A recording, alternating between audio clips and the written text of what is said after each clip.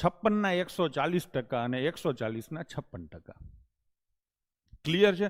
હવે જે કટ્ટર બીકેપી, આ એક ઘર છે, આ બીજું ઘર છે, ટકાવાળો દાખલો છે.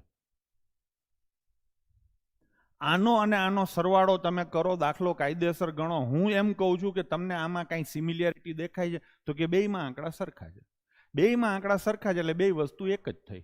ટૂંકમાં કોઈ એક વસ્તુ શોધીને તમે એના ડબલ કરી શકો છો. પણ હું એમ કહું કે શોધવા કરતાં અહીંયા તમે જુઓ બધામાં લાસ્ટ ડિજિટ અલગ અલગ છે કે નહીં? તો આપણે ખાલી લાસ્ટ ડિજિટ કરીએ. આ કેટલા થાય? 6 ચોક 24 થશે. હવે આ ટકા એટલે કેટલા પોઈન્ટ આવે? 2 પોઈન્ટ આવે. એમાં એક 0 નો ઉડી જશે એટલે 1.4 આવશે.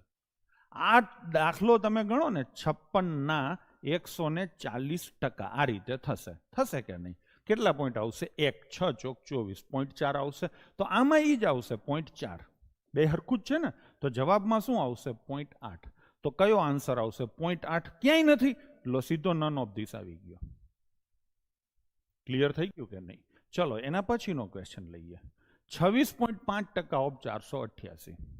આજે જ મેં આ એપ્લિકેશન ઉપર આમાંથી ઘણા બધા દાખલા કરાવેલા છે.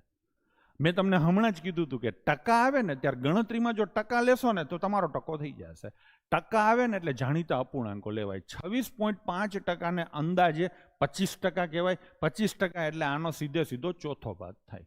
તમે 488 નો ચોથો ભાગ કરો, તમે એની બાજુની સંખ્યા 500 લઈને એનો ચોથો ભાગ કરો, ગમે તે કરી શકો છો. મને આ સીધું આવડે છે. આનો ચોથો ભાગ કેટલો થશે? 122. જવાબ 122 ની આજુબાજુ આવે. હજી સત્યની નજીક જવું હોય તો 122 થી થોડોક વધારે આવે. કેમ વધારે આવે? તો કે મેં 25% જ ગણ્યા છે, હજી 1.5% આવે તો થોડુંક વધે કે નહીં? તો 122 ની ઉપર એની આજુબાજુ આન્સર આવશે ઓપ્શન ડી, 129.32 જવાબ આવશે.